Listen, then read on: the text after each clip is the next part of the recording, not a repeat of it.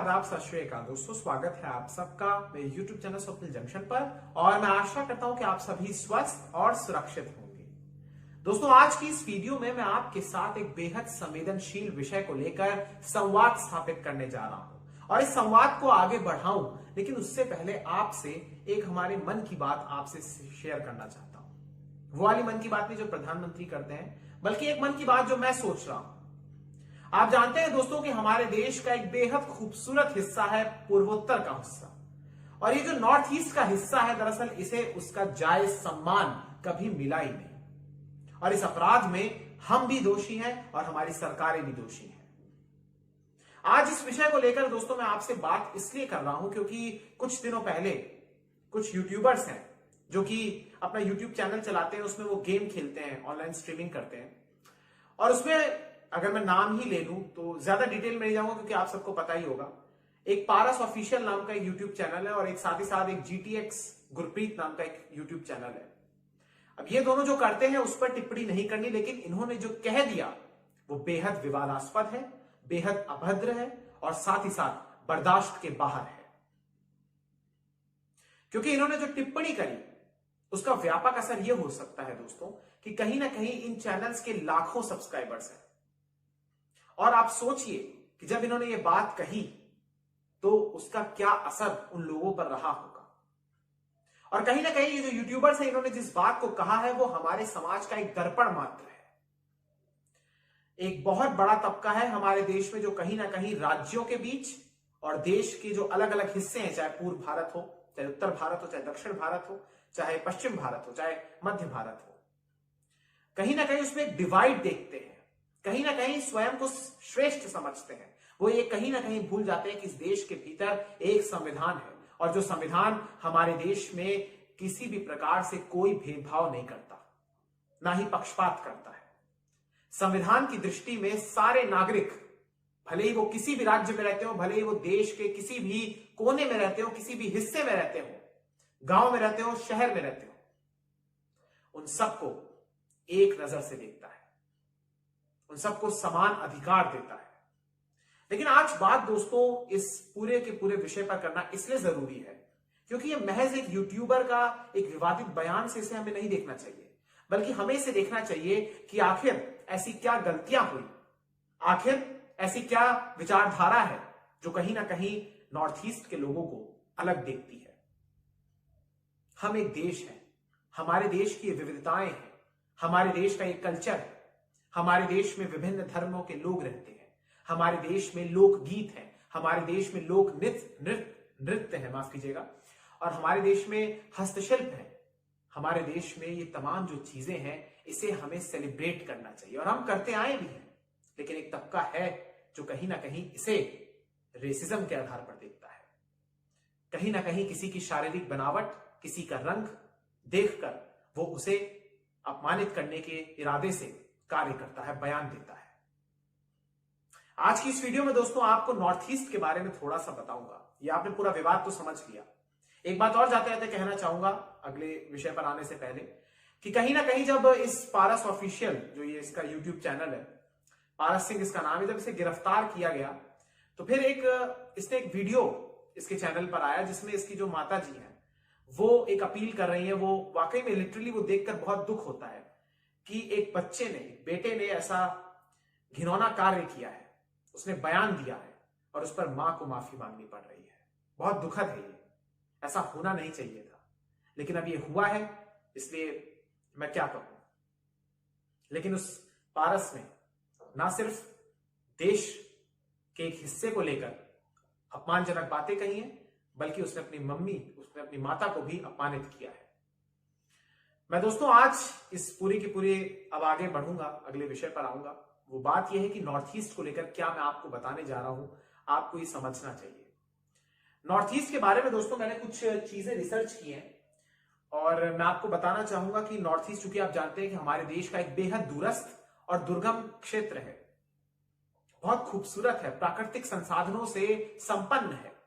ऊंची ऊंची पहाड़ियां, ग्लेशियर्स, और आपको वहां पर दिखेंगी नदियां, झीलें, झरने, जंगल, ये तमाम चीजें आपको वहां पर दिखेंगी। और जो 7 राज्य वहां पर आते हैं और एक 8वां सिक्किम है, यानी कुल मिलाकर 8 राज्य हैं जिसमें सेवन सिस्टर्स हैं और एक सिक्किम है। कई कई बार उसको ब्रदर भी कहा जाता है, seven sister and one brother.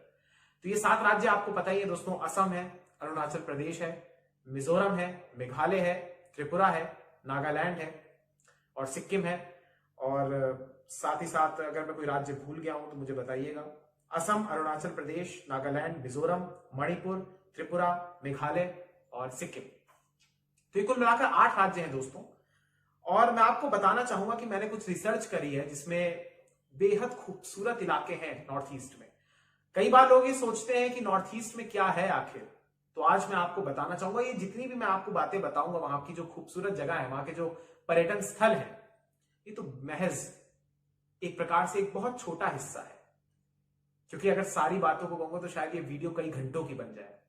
इसलिए आप ये समझिए कि नॉर्थ ईस्ट में क्या क्या है दोस्तों, संक्षेप में आपको बताऊंगा। देखिए, वहां पर हॉर्नबिल फेस्टिवल मनाया जाता है, जो कि प्रमुख तौर पर असम और नागालैंड में मनाया जाता है। नॉर्थ ईस्ट में आप जानते हैं कि असम की चाय कितनी फेमस है। देश में 50% से ज्यादा जो चाय आती है वो असम से आती है। सोचिए, एक अलग ही जायका होता है वहां की चाय में, एक अलग ही स्वाद होता है वहां की चाय में।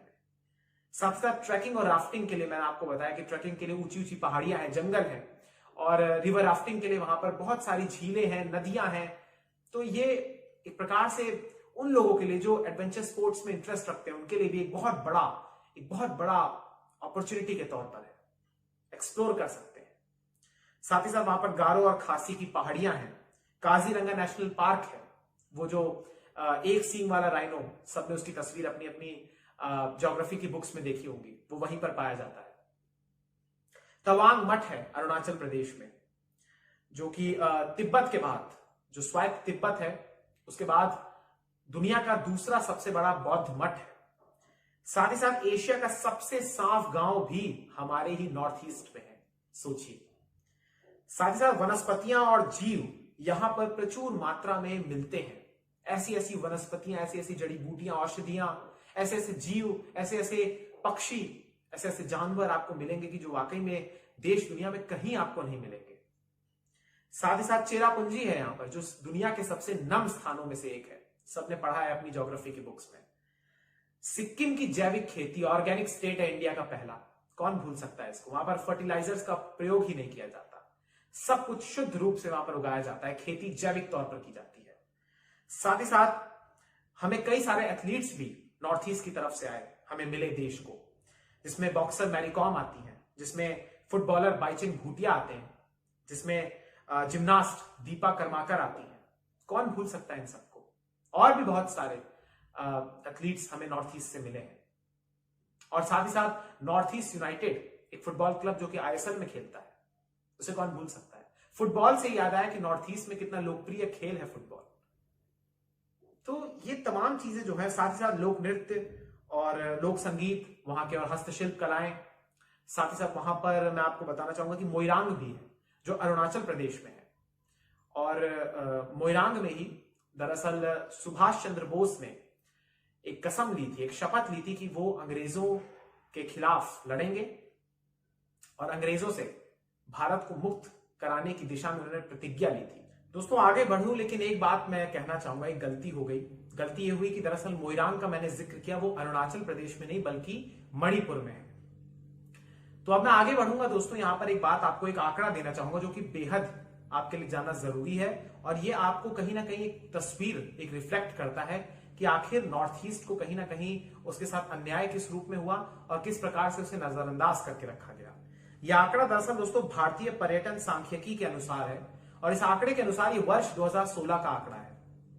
इस आंकड़े के अनुसार भारत के जो घरेलू पर्यटक हैं, यानी हमारे देश के जो डोमेस्टिक टूरिस्ट हैं, जो देश में ही ट्रैवल करते हैं अलग अलग जगह पर, उसमें सिर्फ 77 लाख लोग, एग्जैक्टली बताऊं तो 77,13,000 के करीब जो पर्यटक हैं, इन्होंने ही सिर्फ उत्तर भारत के तमाम राज्यों का दौरा किया। वहां पर उन्होंने एक प्रकार से वो सैर पर गए, वहां पर उन्होंने एक्सप्लोर किया। ये हमारे देश के कुल, जो भीतर हमारे देश में कुल घरेलू पर्यटक हैं, उसका महज 0.47% हिस्सा है, यानी 1% भी नहीं है, आधा प्रतिशत से भी कम है। यही बात अगर मैं आपको विदेशी पर्यटकों के दृष्टि से बताऊं, तो जब हमारे घरेलू पर्यटक ही उस बड़ी संख्या में नहीं जा रहे, तो फिर ये कैसे आप एक्सपेक्ट कर सकते हैं कि विदेशी पर्यटक भी पूर्वोत्तर के इलाके में बड़ी संख्या में आएंगे। तो लिहाजा ये आंकड़ा ये भी रिफ्लेक्ट करता है कि सिर्फ 1,38,000 2016 में ये आंकड़े हैं, 1,38,000 नागरिक जो विदेशी थे वही सिर्फ पूर्वोत्तर के हिस्से में आए, और ये कुल बिठा के जो उस साल कुल जितने विदेशी पर्यटक आए थे उसका महज 0.55% है, यानी आधा प्रतिशत से थोड़ा सा ज्यादा। नॉर्थ ईस्ट में अपार अपॉर्चुनिटीज है। नॉर्थ ईस्ट के बारे में अगर मैं आपको बताऊं दोस्तों, तो यहां पर कनेक्टिविटी एक बहुत बड़ा इश्यू है, क्योंकि कहीं ना कहीं अगर आप देखें तो नॉर्थ ईस्ट में एक बड़ा शहर या पूरा केंद्र अगर उसको कहीं ना कहीं कहूं तो वो गुवाहाटी है, जो असम में है। गुवाहाटी में ही हवाई अड्डा भी है, और गुवाहाटी में ही अगर किसी को नॉर्थ ईस्ट के तमाम राज्यों में जाना है, असम से आगे जाना है, तो वो अगर उसको हवाई मार्ग से जाना है तो फिर वो गुवाहाटी ही आता है। और फिर आगे जाके कनेक्टिविटी दरअसल रोड में तब्दील हो जाती है, क्योंकि ट्रेन और एयर कनेक्टिविटी जो है वो इतनी अच्छी नहीं है, जिसे इंप्रूव होना चाहिए। क्योंकि अगर उस क्षेत्र को डेवलप करना है तो वहां पर कनेक्टिविटी को ठीक करना बहुत जरूरी है, तभी वहां पर घरेलू पर्यटक और साथ ही साथ विदेशी पर्यटक बड़ी संख्या में पहुंच सकते हैं। मेरा ऐसा मानना है अगर सरकार उसमें इन्वेस्ट करे, क्योंकि आप जानते हैं कि दक्षिण पूर्वी एशिया में जो भारत की लुक ईस्ट नीति है जिसे नरेंद्र मोदी सरकार लेकर आई है, और कहीं ना कहीं मुझे इस बात की खुशी भी है कि नरेंद्र मोदी सरकार ने पूर्वोत्तर की ओर बहुत ध्यान दिया है। लिहाजा ये जो पूर्वोत्तर का पूरा हिस्सा है, ये लुक ईस्ट नीति में भी बहुत ज्यादा कारगर साबित हो सकता है, क्योंकि आप जानते हैं कि जो हमारा ये पूर्वोत्तर का हिस्सा है ये तकरीबन 5 देशों से अपनी सीमाओं को साझा करता है, जिसमें चीन है, जिसमें बांग्लादेश है, जिसमें भूटान है, जिसमें नेपाल है, जिसमें म्यांमार है। तो कहीं ना कहीं अगर हम इसकी कनेक्टिविटी को और अच्छा करेंगे, वहां का सामान यहां आएगा, शेष भारत का सामान वहां जाया करेगा, तो फिर कहीं ना कहीं वो व्यापार, वो संबंध और ज्यादा गहरे होंगे। और सबसे महत्वपूर्ण बात, जिन लोगों के भीतर ये भावना है कि वो अलग है, उनके भीतर उन्हें कड़ा जवाब मिलेगा कि ये लोग उतने ही भारतीय हैं जितने आप। और कहीं ना कहीं मैं इस वीडियो के अंत में ये कहना चाहूंगा कि अगर आप उन्हें किसी एक विशेष देश से कंपेयर करते हैं, उन्हें विशेष फूड आइटम से कंपेयर करते हैं उस देश के, तो कहीं ना कहीं आप सबसे बड़े देशद्रोही हैं जो इस बात की सोच रखते हैं। आपको उनकी देश के प्रति स्वामी भक्ति पर शक नहीं करना चाहिए, क्योंकि वही लोग हैं, जब चीन ने 1962 में हमला किया था तो लोगों ने चीन के सैनिकों का, जिनके पास असला बारूद और हथियार थे, उनका सामना अपने घरेलू बर्तनों से किया था और ईंट से ईंट बजा के रखी थी। अब आप सोचिए कि जो ऐसे यूट्यूबर हैं, जो ऐसी मानसिकता रखते हैं कि उन्हें दूसरे देश से कंपेयर करते हैं, उन्हें उसी का नागरिक कहते हैं, उन्हें इस बात को दिमाग में अपने डाल लेना चाहिए कि अगर चीन हमारे नॉर्थ ईस्ट की तरफ नजर रखता है तो कुछ तो खास बात होगी नॉर्थ ईस्ट में। शर्म आनी चाहिए ऐसे लोगों को जो नॉर्थ ईस्ट को किसी और देश के नागरिक से या किसी और देश के नागरिकों से कंपेयर करते हैं। बहरहाल दोस्तों, नॉर्थ ईस्ट को लेकर आज की ये वीडियो है, और मैं उम्मीद करता हूं कि जब ये लॉकडाउन खुलेगा तो मेरा भी एक प्लान अगर मैं बनाऊं तो मैं उम्मीद करूंगा कि सबसे पहले नॉर्थ ईस्ट में जाऊं किसी एक जगह पर, क्योंकि नॉर्थ ईस्ट को वो सम्मान मिलना चाहिए जो सम्मान हमारे देश के बहुत सारे ऐसे लोग हैं जो पैसा खर्च करके मालदीव्स जाते हैं, जो पैसा खर्च करके उसके आगे थाईलैंड जाते हैं, सिंगापुर जाते हैं, मलेशिया जाते हैं, इंडोनेशिया जाते हैं। वो क्या हमारे इस खूबसूरत इलाके में नहीं जा सकते? तो सही मायनों में स्वर्ग है, इसे भी एक्सप्लोर करना चाहिए। जैसे हमारे देश के तमाम अन्य हिस्से हैं, अन्य राज्य हैं, उसी प्रकार से नॉर्थ ईस्ट भी एक बेहद खूबसूरत इलाका है। तो उम्मीद करता हूं कि हमारे देश में और ज्यादा लोग उस तरफ जाएंगे और इस बात को किल करेंगे, क्योंकि एक सोच है, एक बड़ी सोच है जिसको किल करना है, और इस परिवर्तन को एक प्रकार से सार्थक रूप देने में आप और हम जैसे लोगों को ही आगे आना होगा। इस मानसिकता में परिवर्तन लाना होगा। ये हमें उन लोगों के भीतर इस बात को बैठाना होगा कि हम सभी नागरिक एक हैं। बहुत बहुत शुक्रिया, बहुत बहुत धन्यवाद। जय हिंद, जय भारत, वंदे मातरम, इंकलाब जिंदाबाद, सत्यमेव जयते। नमस्कार।